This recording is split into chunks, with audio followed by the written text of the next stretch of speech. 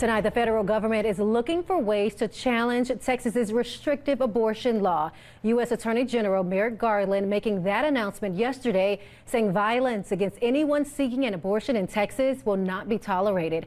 Department officials are working with the FBI and Texas attorneys to enforce the so-called FACE Act, which bans people from threatening or blocking someone from getting reproductive services. 1 in 7 Texans are struggling to put food on the table, and that includes college students. It's one reason the University of Texas at San Antonio created the Roadrunner Resource Room. Our Amber Hughes takes us there for an inside look. In a surprising move, CDC Director Rochelle Walensky overruled her own advisory panel to offer Pfizer's booster shot to a larger group of people. They include folks who could be exposed to COVID on their job, people aged 65 and older, residents in long-term care facilities, and adults with underlying health conditions. But how will the booster process work, and how soon can eligible folks get it? Let's bring in Rannan Sheen for some of those answers. He is the lead pharmacist at Tarrytown Pharmacy in Austin. Rannan, great to have you with us. I want to jump right in.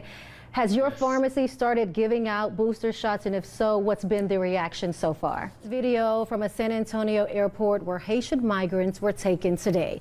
More than 300 were flown back to Haiti yesterday, and more flights are expected later this week.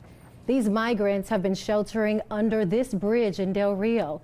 There were more than 14,000 migrants waiting there Saturday. This year marks the 20th anniversary of the September 11th terrorist attacks. A group of cyclists is traveling cross-country in honor of the firefighters who lost their lives that day. They share the meaning behind all the miles with Jenna Jordan. Well, another week, another close game for the unpredictable Dallas Cowboys, but this time the ending was cause for celebration. Yes, it was. After a loss on opening night to Tampa Bay, Dallas bounced back with a field goal victory Sunday against the Chargers.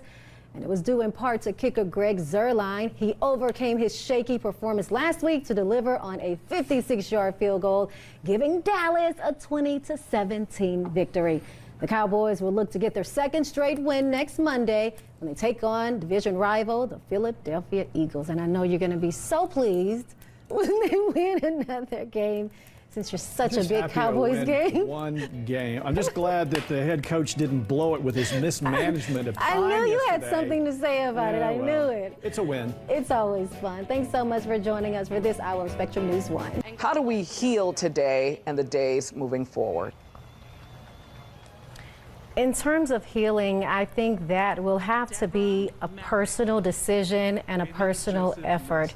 You heard Gloria talking about the controversy in terms of how the community is going to move forward in remembering the lives lost on 9/11. But I think each of us has to make a decision and be challenged considering what comes next for us. And I think each of us has to take time to reflect on that fateful day and how it impacts us personally. I think we also have to honor the lives lost and those for whom their lives will be forever changed. Along with that, I think it's important that we actively participate in ways of keeping American lives safe.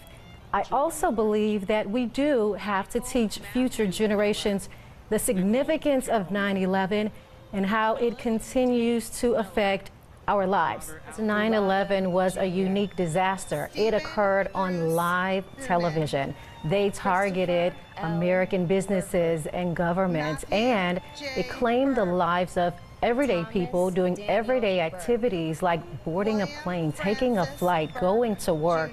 So for a lot of people, it was hard to wrap their minds around what happened.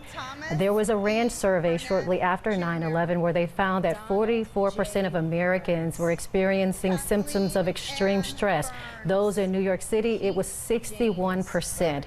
But in the days and weeks and months that followed, for the most part, people begin to feel hope again, begin to feel a sense of resilience again, rebounding from the trauma of that day. There were some individuals who did experience post-traumatic stress, not wanting to be in large groups like Gloria mentioned earlier, not wanting to get on a plane, looking for exits, checking around themselves.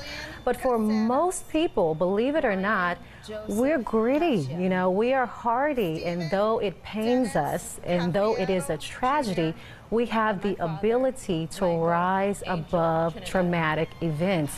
It's just the weight, I guess. The weight kind of hurts just a little. Matthew Lord talking about life without a father. The Sealy High School senior says being raised by a single mother has been tough, but it hasn't stopped him from pursuing his goals, including going to college. It's just I knew I was going. I was determined. I knew it was going to happen. And it's happening, thanks in part to the Brothers in Arms Scholarship for young athletes raised in single-parent homes. That's a scholarship between Texas Longhorn legend Vince Young, Houston Texans QB Deshaun Watson, NFL Hall of Famer Warren Moon, and Heisman Trophy winner Andre Ware, who were all raised by single mothers. It's gratifying. It really is. It's exciting for me to reach back and help those that grew up like in a similar manner that I did with a single parent household. It's an effort other Texans are noticing and support. I think it's a beautiful thing. There are a lot of kids out here that feel that because of their circumstances and the way they're growing up and the house they may live in, that certain things wouldn't be afforded to them. But it's beautiful to see real sports legends, even somebody that's currently doing this thing like a Deshaun Watson, showing them that just because you come from a certain lifestyle and a certain upbringing, that you can't have the world in your hands. Matthew found out he won the scholarship during a phone call from his football hero, Vince Young. He just told me he liked my story, and it was awesome. Matthew and two other recipients received their scholarship at the 3rd Annual Houston Sports Awards, where supporters celebrated and recognized Texas talent and inducted Olympians Mary Lou Retton, Rudy Tomjanovich, and Carl Lewis into the Houston Sports Hall of Fame. Lewis had this message for Matthew. Dream and just don't stop until it's absolutely cannot happen. Something Matthew plans to do. He says seeing so many athletes at the awards show who overcame adversity motivates him to do the same. Sky's the limit. You can do whatever you put your mind to, no matter the circumstance. You just got to have your mind set on a goal and get to it.